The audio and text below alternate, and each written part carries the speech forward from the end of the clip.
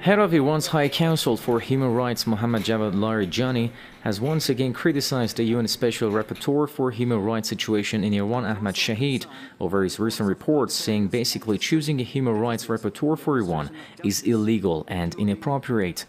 His remarks came as he was leaving Iran for Geneva to attend a meeting of the UN Human Rights Council.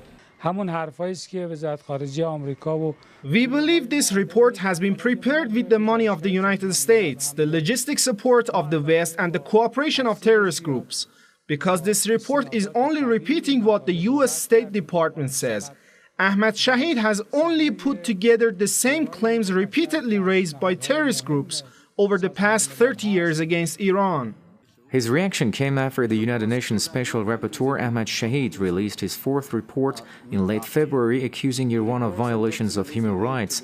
After this report, EU diplomats said the European Union is planning to impose sanctions on Iran over allegations of violations of human rights. The European Union's claims against Iran come at a time when this bloc is being accused of gross human rights violations itself. Amnesty International is one of the organizations which have warned European governments against beating anti-austerity demonstrators in these countries.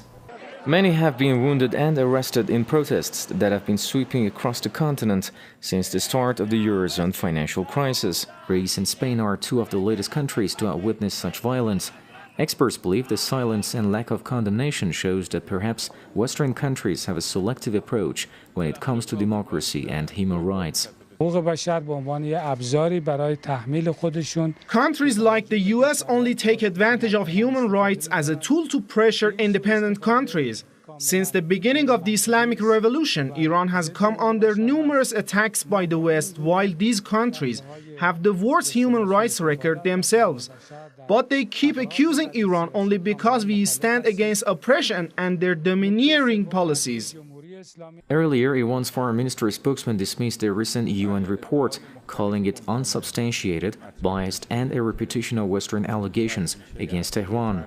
Iran says Tehran is eternally committed to respecting human dignity and the basic rights of the people in line with its constitution and religious teachings, and it will continue to abide by its international obligations despite all the anti-Iran propaganda and unconstructive reports.